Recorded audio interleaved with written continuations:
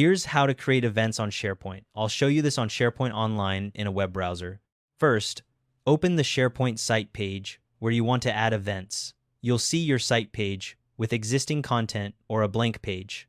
If you already have an events web part on your page, you can skip ahead to adding the event itself.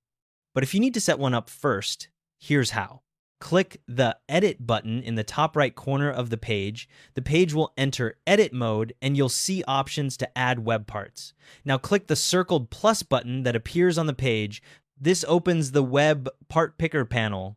In the search bar, type events and select the events web part from the results. SharePoint adds the web part to your page and automatically creates an events list in your site contents in the background. Once that's added, click the Republish or Publish button in the top right to save the page. The events web part is now live on your site. Now let's add an event. Above the events web part, click the plus Add Event button. An event creation form opens. At the top of the form, you'll see an option to add an event image if you want one that's optional, so you can skip it or add one later. The first required field is the title field. Type your event name here. Next, click the date and time picker fields and select your start and end date and time. A calendar and time picker interface will appear when you click each field. Below that, you'll see a location field. This is optional, but if your event has a location, type it in. There's also a description field where you can add any extra details about the event, again, optional.